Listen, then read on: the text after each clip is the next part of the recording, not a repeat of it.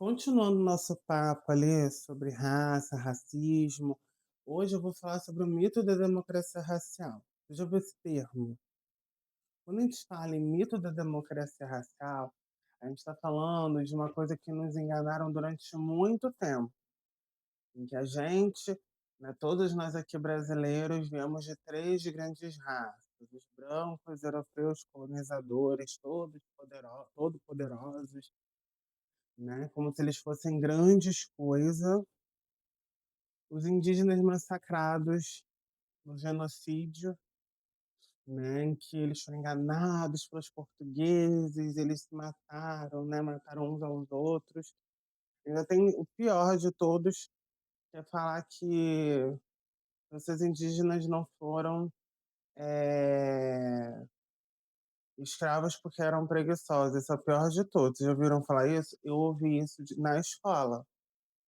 E também, por fim, né, as pessoas negras escravizadas, fruto da escravidão que vinha já da África, outra falácia, tá?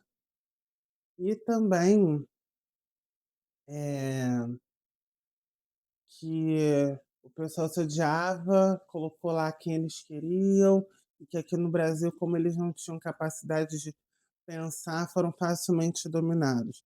Gente, isso tudo faz parte de um discurso que é muito importante, ter sido criado para estruturar todas as relações raciais que a gente tem até hoje, e que a gente tem ali implicância, né, implica tanto nas relações de poder quanto, nas relações, de existência e também de dominação, né.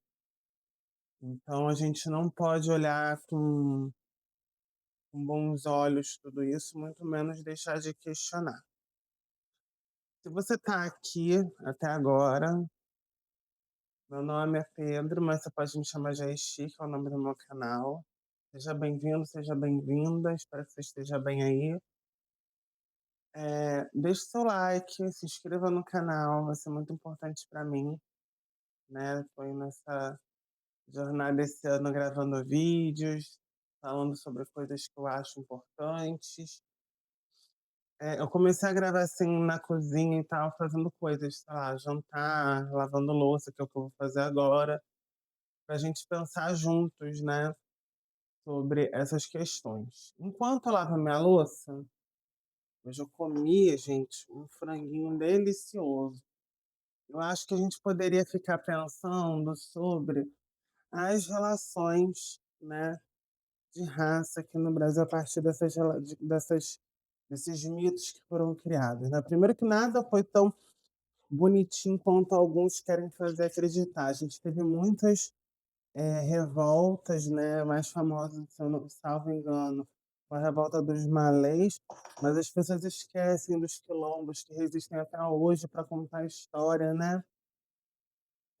Também a gente tem ali os classificados de jornais lá do finalzinho, né, do período da escravidão, no último século, que foi quando mais ou menos os jornais chegaram em solo brasileiro, porque a gente já tinha jornais, tá, mas acho que de produção e edição no Brasil foi no último século, em que a gente teve escravidão formalmente legalizada e tudo mais, que foi no século XIX, tá. Daí, o que acontece, né, gente, a gente tem lá várias provas dessa resistência da população negra, a gente também tem provas da resistência das populações indígenas, e pouco se fala, por exemplo, sobre como no momento ali, né, do final da escravidão aqui no Brasil, né, todo aquele processo que acabou com as oportunidades de vida de muitas pessoas, acabou com as vidas de muitas pessoas, pouco se complexifica um ponto que é, assim, importantíssimo, sabe qual? Vocês sabiam que pessoas negras não tiveram acesso a terras, bons empregos depois disso tudo?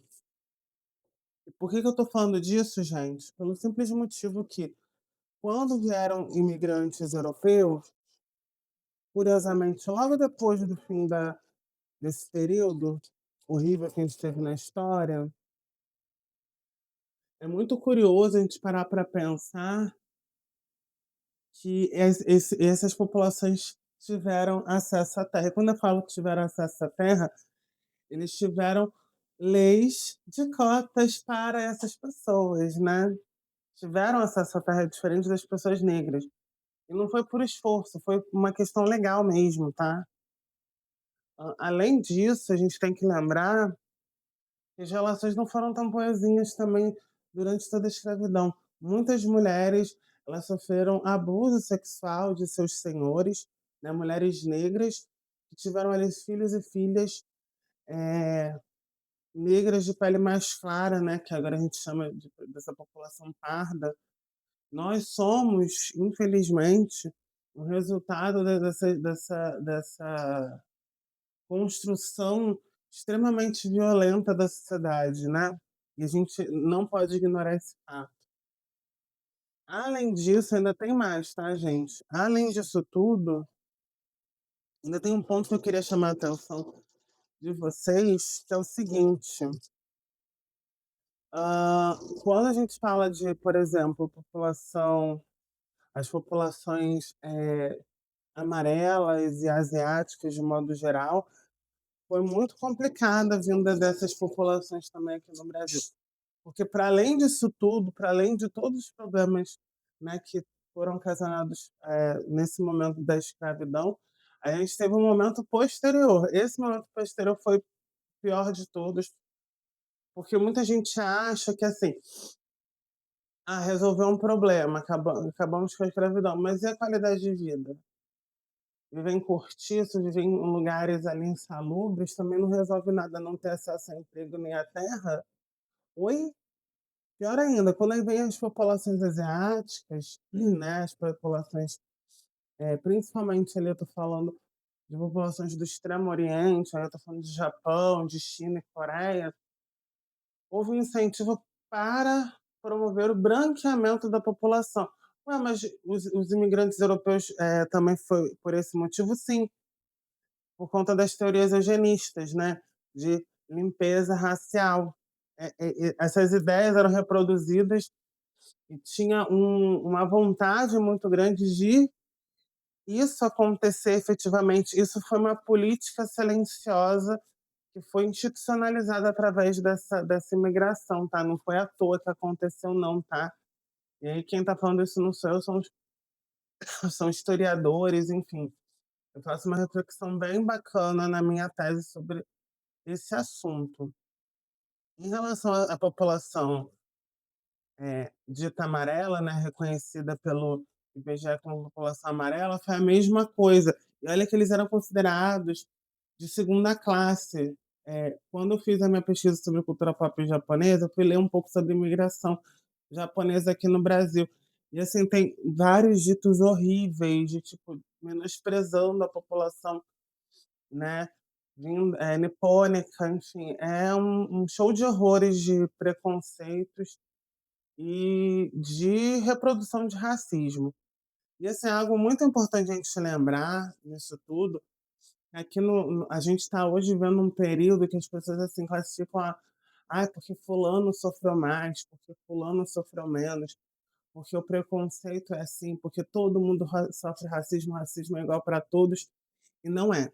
A gente precisa entender vários fatores que vão estar influenciando para a gente entender, por exemplo, as políticas de ações afirmativas contemporâneas, entender quais são os próximos passos, o que é que acontece, o que não acontece.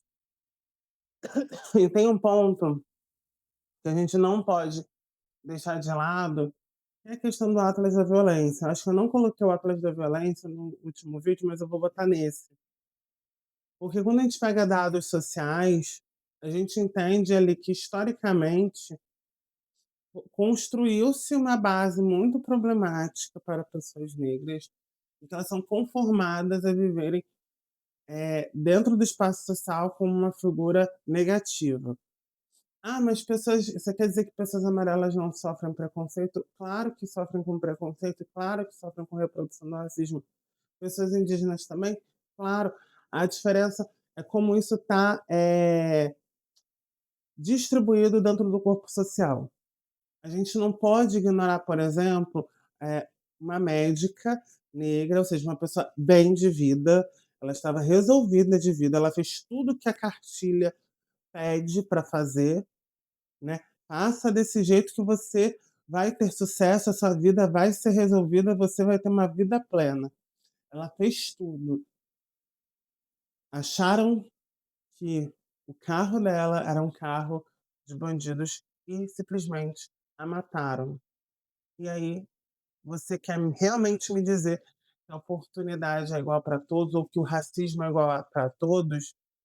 Quantas matérias que a gente vê de pessoas, né, sendo indígenas ou pessoas amarelas sendo mortas do mesmo jeito? Eu pergunto francamente para você, porque algumas pessoas elas querem, igualar, achando que é tudo igual e não, as experiências são diferentes. É importante a gente reconhecer as diferenças nessas experiências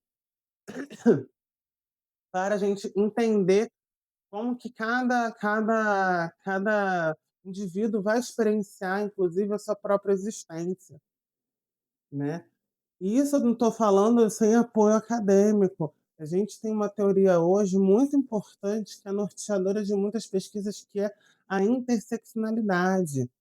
A interseccionalidade vai entender essas ditas experiências individuais, que de individuais não tem nada, na verdade elas vão estar, relacionadas a experiências que estão imbricadas em determinados grupos sociais, que a partir de uma simultaneidade ali de relações de opressão, ela vai ter uma experiência específica de vida, né. Quem formulou, né, a ideia de interseccionalidade foi Kimberly Crenshaw, né, e é isso no âmbito do direito, falando sobre as mulheres negras. Então, assim, talvez falta às vezes um pouco de repertório para algumas pessoas entenderem o lugar da raça no Brasil, para entender esses conceitos, entender esses lugares, porque elas não experienciam as relações, sociais nesse nível. Elas não sabem